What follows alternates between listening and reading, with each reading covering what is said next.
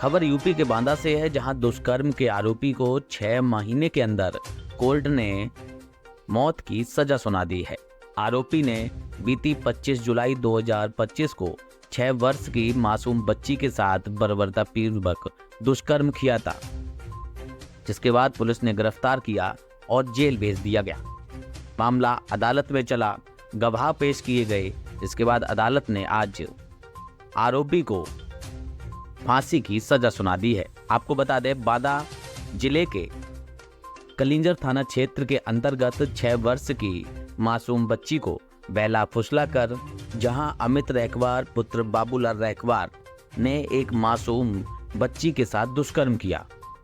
बच्ची की उम्र 6 वर्ष थी और वह स्कूल से पढ़कर वापस अपने घर आई थी। घर में माता पिता नहीं थे, वह किसी काम से गए हुए थे, किसानी काम करते थे और कोई पिता उनके खेत पर थे और बच्ची की माता चारा लेने गई थी।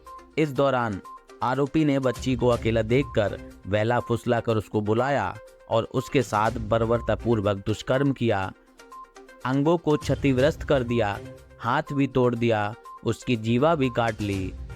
जिसके बाद पुलिस ने तत्परता दिखाते हुए आरोपी को गिरफ्तार किया और जेल भेज दिया। वहीं गंभीर हालत में मासूम पीड़िता को अस्पताल में भर्ती कराया गया। बांदा पुलिस प्रशासन ने तत्परता दिखाई और मासूम बच्ची को हायर सेंटर पहुंचवाकर उसका विधिवत इलाज करवाया। काफी दिनों तक 6 महीने तक मामला अदालत में चला। अदालत में सुनवाई हुई, गवाह भी पेश किए गए, तकरीबन 10 लोगों की गवाही भी हुई, मेडिकल परीक्षण हुआ, DNA भी हुआ। जिसके बाद आज न्यायाधीश प्रदीप कुमार मिश्रा ने आरोपी को फांसी की सजा सुनाई।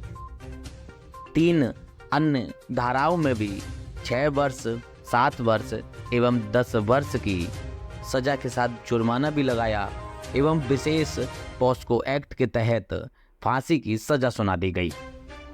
6 महीने बाद मासूम पीड़िता को न्याय मिला है।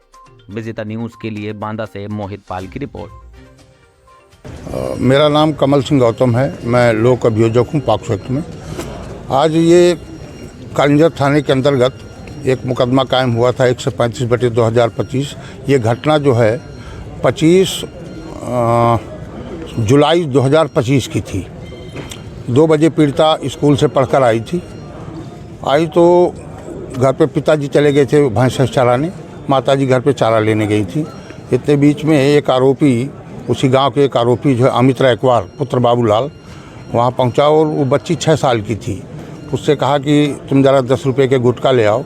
दुकान से गुटखा मंगवा करके बहला करके उसको अपने घर ले गया और इतनी बेरहमी से उसके साथ बलात्कार किया, इतनी दुर्दान तरीके से बहसीपना, गाल काट लिया, सीना काट लिया, जीभ काट करके नाली में फेंक दिया, बायां हाथ तोड़ दिया और उसकी पेनिट्रेशन तो इतना था कि रेक्टम तक पहुंच गया था। नहीं मतलब उसको 4 बार उसका ऑपरेशन हुआ, अभी भी ऑपरेशन में उसकी मानसिक स्थिति इतनी गड़बड़ हो गई थी। तब माता पिता इसको खोजते खोजते जब घर तक पहुँचे तब देखा, तो जब अंदर गए तो वो कुल्हाड़ी लेके मतलब गला दबाने की भी कोशिश की, मारने 18 चोटें पाई गई थी। भागा, वो 5 फुट की दीवार चढ़ के भागा। इतने में लेकर के पीड़िता उसको दोनों उठाए, गोद में उठाए, वो बोल नहीं पा रही थी, किसी तरीके से लाए। पुलिस ने तत्परता दिखाई, वो तुरंत इसको उठा करके फ़ौरन इसको पहले हॉस्पिटल लाए। वहाँ तहरीर दी गई, मुकदमा कायम हो गया। जब देखा कि ये स्थिति बहुत नाजुक है तो मेडिकल कॉलेज लाए और मेडिकल कॉलेज में फिर सारी टीम मेडिकल कॉलेज की और यहाँ जिला अस्पताल की जो ट्रामा टीम बुलाई गई, उसका मेडिकल परीक्षण हुआ और तत्काल उसको कानपुर गणेश शंकर विद्यार्थी मेडिकल कॉलेज के रेफर कर दिया गया।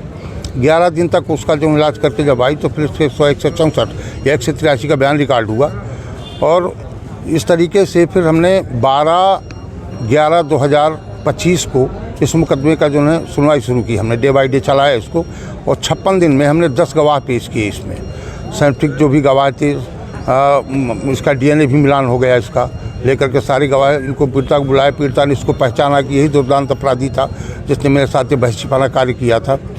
पुलिस ने इसको अभियुक्त को ये MP दौड़ा करके पकड़ा, इसको फायर किया। काफ़ी दुर्दांत और इतना मानसिक रूप से इतना बेधड़ आदमी है कि उसको मैं समझ नहीं सकता कि कितना कठोर आदमी है ये। इस तरह के जो कृत्य हुआ है इसमें क्या कहेंगे और समाज को क्या संदेश? ये इस तरह के कृत्य, इसको आज मृत्युदंड माननीय जज साहब जो प्रदीप कुमार मिश्रा जी हैं, आज इसको 137(2) में 7 साल की सज़ा और 10,000 रुपया जुर्माना, सज़ा न देने पर, वो जुर्माना न देने पर 6 माह का अतिरिक्त कठोरा कारावास, और 117(2) जो हाथ तोड़ा था उसमें 7 वर्ष का कारावास, 5,000 जुर्माना, और इसी प्रकार 118 जो जीप काटी थी पुरानी धारा 3 से 26 के 10 वर्ष का कारावास एवं 10,000 रुपया जुर्माना, कुल मिला के 25,000 रुपया जुर्माना, और 6 पॉक्सो में मृत्युदंड की सज़ा दी गई है। और मृत्युदंड ऐसी सज़ा दी गई है कि वो जब तक इसकी मृत्यु न हो जाए तब तक इसको फांसी पर लटकाया जाए।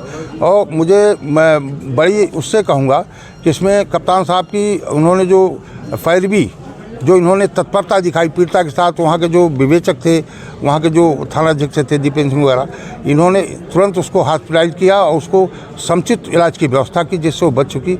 अभी भी खैर वो मानसिक रूप से वो है, लेकिन मैं इनको बधाई दूंगा, और जहाँ जहाँ भी मुझे आवश्यकता पड़ी साक्ष्य की तो बड़ा सहयोग किया। 56 दिन में इसका जजमेंट आ गया और फाइनली इसको मृत्युदंड की सजा कोर्ट ने सुना दी। जी देखिए, इस प्रकरण के बारे में बता दें, दिनांक 25 जुलाई को जनपद बांदा के थाना कालिंजा क्षेत्र में सूचना प्राप्त हुई थी कि एक बच्ची जिसकी उम्र करीब 6 वर्ष थी, उसके साथ उसी के पड़ोसी व्यक्ति द्वारा दुष्कर्म किया गया है, जिससे उसकी हालत काफ़ी गंभीर है। सूचना मिलते ही तत्काल संज्ञान लेते हुए इसमें समुचित धाराओं में अभियोग पंजीकृत किया गया।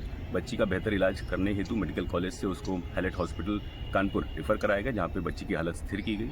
इसमें जो टीम्स हमने गठित की थी उनके द्वारा जो नामित अभियुक्त था उसको पुलिस मुठभेड़ में गिरफ्तार किया गया, जिससे उसके दोनों पैर में गोली लगी थी। इस पूरे प्रकरण की विवेचना को साक्ष्य संकलन करते हुए, टेक्निकल साक्ष्य संकलित करते हुए जल्द से जल्द समय में इसको माननीय न्यायालय के समक्ष प्रस्तुत किया गया था चार्जशीट को।